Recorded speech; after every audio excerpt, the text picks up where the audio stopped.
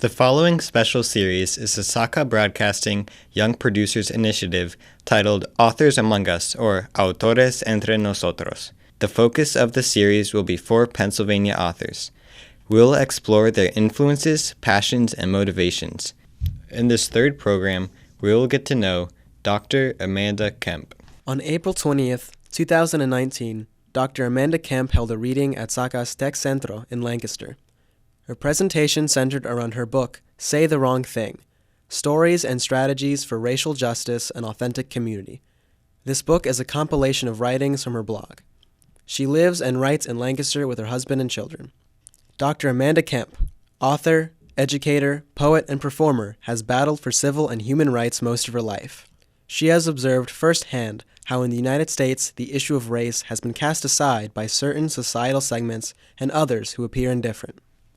Meanwhile, the plight of African Americans is still tenuous. How she confronts societal barriers has been ever present in her role as an activist and in her personal life. Her way of challenging these issues requires discussion, introspection, and hope. I'm going to start by reading a little bit from the introduction, because it'll tell you something about my life. I'm sitting at a Starbucks, sipping coffee, wondering what will happen. Michael and I are going to meet to talk about the violin in Inspira, my new performance project. Rather, we are talking about the possibility of not including the violin. I'm angry about Ferguson. I'm angry about the complacency of white America in general, and I don't want to worry about offending anyone. What will I say to this man I love? This white-identified man whose instrument symbolizes Western and Northern European dominance. What can we risk with each other? I say the hard stuff. I assert my ownership of the project. I say I don't like that it's so classical.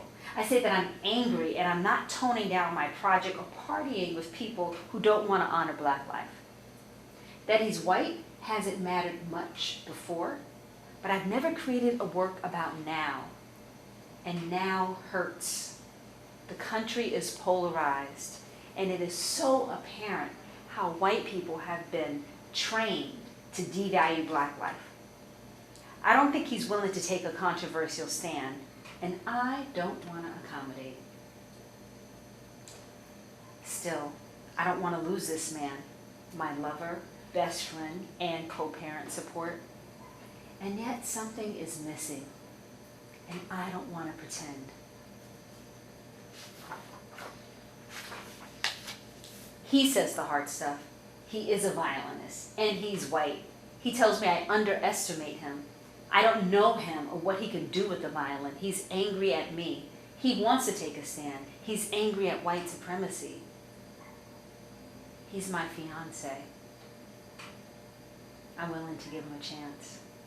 With all the turmoil that has ensued in the United States in recent years on the killings of African American men and youth, compounded with life's challenges as a wife, mother, and performer, Dr. Kemp needed a strategy for coping with all these issues simultaneously. She found a way: self-compassion. Okay, this piece is called We Are Here for All of Us, No Exceptions. I love the Alicia Keys song, We Are Here. I'm partial to visionaries, and in this song she sings the impossible. We are here for all of us. That's why we're here. My soul loves the challenge in this song.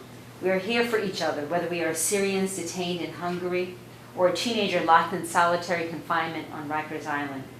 We are here for all of us. None of us gets left out.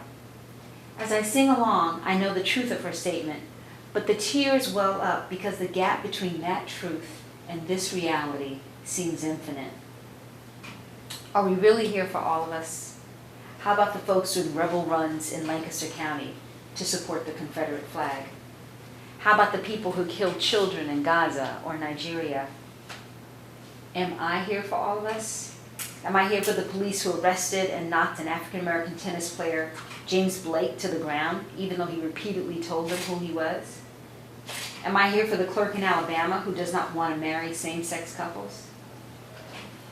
I know these folks aren't here for me, but in the face of this reality, Alicia still sings. We are here We are here for all of us. We are here for all of us.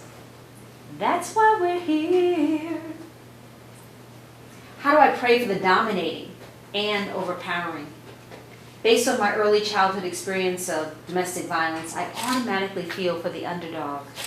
If it's David and Goliath, I'll side with David every time. Yet Alicia invites us to another order of logic, another paradigm, the paradigm of oneness. When I'm feeling grateful and safe, the paradigm of oneness seems obvious and superior to separation. However, when I'm angry and feeling abandoned, Alicia's invitation doesn't even occur to me. I'm automatically in separation. Because I'm human, I've got to cultivate the capacity to see, hear, and act from the space of we are here for all of us. It does not come naturally. My brain's default is threat and defense, judgment and separation. To cultivate Alicia's song requires practice and forgiveness. Dr. Kemp grew up in foster care in New York City. She was asked, how did being a foster child play a role in your social justice activities? It's affected me is that, I feel responsible to use what I have to change the world so it's better for people who are like me, who are in situations similar to what I was in. An audience member asks, when someone doesn't like you, what do you do? Well, I'll give you an example. My husband and I were canvassing recently, in this past election campaign. And we went into a closed community, a gated community, and we had this white woman call the police on us and, take our pictures. And so I was like, take her picture. And then, when she took our picture, I was like, you are not going to get bad optics on me, Now, and then the police came to our house, and I was like, okay, to my husband, you deal with this. I'm not talking to the police about this. This is, completely ridiculous.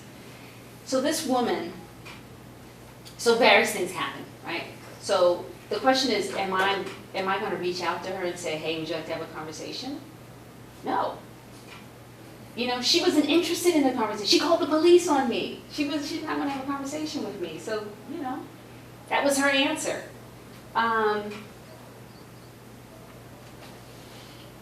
There are other people who want to have conversations with me, though.